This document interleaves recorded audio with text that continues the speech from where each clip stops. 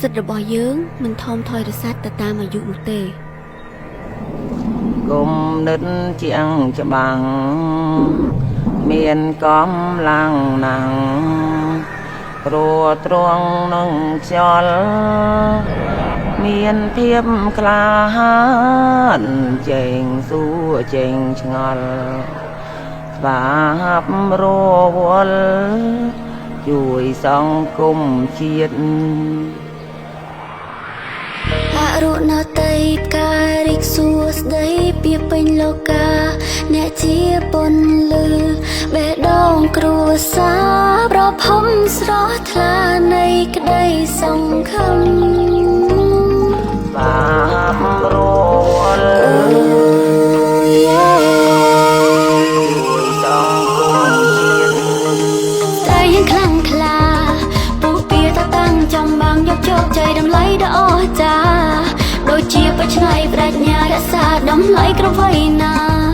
រួបរวมមកគ្នាការពារជីវិតដ៏អស្ចារ្យយើងមួយនេះទីឋានចាស់ពីដើមចាស់កំរើ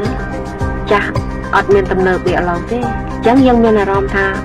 ចាស់យើងពីដើមដែលបង្កើតក្មេងបានហ្នឹងដឹកនាំក្មេងពីមុនមកបានហ្នឹងគឺដូចជាទុកឲ្យស្ថិតនៅឯកោមានការសត់កំណាបមានការរាប់ឲ្យមើលទេសភាពអីចឹងយើងដូចជាទៅក្មេងវិញហ្នឹងទីនេះទីនោះគ្រប់ពរចម្រុងដល់សន្តិភាពរួមកាន់ដៃគ្នាសខ្មៅខ្ពងទៀបកសាងថែមទៀត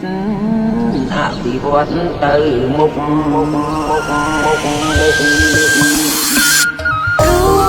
ព្រមសាទរស្ត្រីជាចំហជាគ្រិស្ថានណាកិច្ចការក្នុងក្រៅក៏បានពូកែអស់ចាខ្លាំងក្លាផ្លែផ្កាសងព្រមសាទរស្ត្រីជាចំហជាគ្រិស្ថានណាកិច្ចការក្នុងក្រៅក៏បានពូកែអស់ចាខ្លាំងក្លាផ្លែផ្កាសង្គមរួមគ្នាបដិញ្ញាចិត្តថាមិនបៀតបៀនមនុស្សវ័យចំណាស់